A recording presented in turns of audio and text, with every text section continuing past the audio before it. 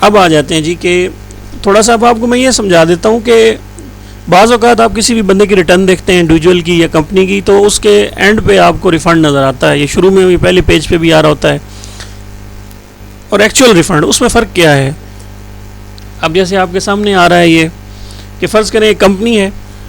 اس company کا normal tax جو بنا وہ 9,40,000 روپیہ ہے، اس کا 1% ٹیکس جو بنا وہ بنا 15,06,000 روپیہ، اور اس کا جو اے سی ٹی بنا یعنی کہ الٹرنیٹ کارپوریٹ لائبلٹی وہ 658 تھی. تو ان تینوں کو آپ کمپیئر کرتے ہیں ہمیشہ،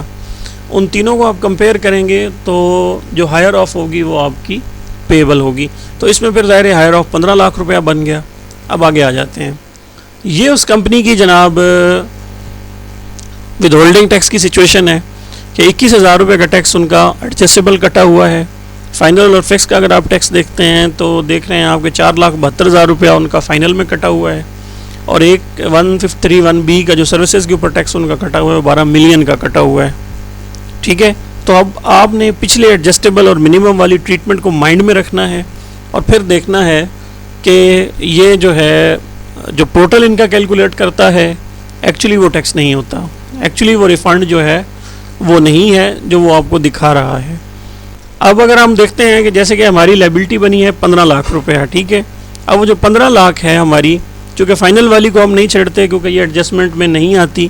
ہم دیکھیں گے اس وقت 12 ملین کو، تو ہم سب سے پہلے 12 ملین کو 15 لاکھ کے اگینسٹ ایڈجسٹ کر لیں گے. اس کا مطلب یہ ہے کہ یہ جو منیمم والا ایکسیس بچ جائے گا اس کو ہم آگے کیری فارورڈ نہیں کر سکتے، اور اس کو ان ٹرمز آف کیش بھی کلیم نہیں کر سکتے، یہ تو یہی اسٹک ہو جائے گا. اب جو ہمارے پاس بچ کیا جاتا ہے وہ 21,000 روپے اوپر جو ایڈجسٹیبل والا ہے، اس کو ہم آگے کیری فارورڈ بھی کر سکتے ہیں، اور اس کو اگر ہم چاہیں تو اس سال میں کلیم بھی کر سکتے ہیں ان ٹرمز آف کیش. لیکن پورٹل اب کیا دکھا رہا ہے یہ میں آپ کو دکھاتا ہوں نیچے، یہ دیکھیں. اب اس نے کیا کیا، اس نے اپنی ارتھمیٹیکل کیلکولیشن کی، اس نے وہ نہیں چیز دیکھی کہ تو اس نے کیا کیا کہ اس نے جو ریفنڈ کیلکولیٹ کر لیا وہ 11 ملین کر لیا. حالانکہ 11 ملین اگر آپ لینے جائیں گے تو یہ آپ کو نہیں ملے گا. آفیسر آپ کو یہ کہے گا کہ بھائی اس میں جو 12 ملین آپ کا ٹیکس کٹا وہ تو منیمم ہے، منیمم کو یا تو آپ ایڈجسٹ کر سکتے ہیں، نہ یہ کیری فارورڈ ہو سکتا ہے، نہ ان ٹرمز آف کیش آپ اس کو کلیم کر سکتے ہیں. تو یہ بیسیکلی ایک تھوڑا سا ڈفرینس ہے. جب بھی آپ کسی کا خاص کر انکم ٹیکس میں ریفنڈ کیلکولیٹ کرنے جاتے ہیں تو اس چیز کو ضرور مد نظر رکھیں. ہاں ایک چیز میں آپ کو بتاتا چلوں وہ یہ کہ یہ جو 12 ملین ہے اس کا 15 لاکھ تو آپ نے ایڈجسٹ، 15 لاکھ میں سے 12 ملین میں سے 15 لاکھ ایڈجسٹ ہو گیا. جو ریمیننگ ہوگا وہ اگر آپ کی کو بعد میں نوٹس کی ڈیمانڈ نکلتی ہے اس کے اگینسٹ آپ اس کو ایڈجسٹ کرا سکتے ہیں، لیکن ان ٹرمز آف کیش یا ریفنڈ جو ہے وہ آپ کو نہیں ملے گا.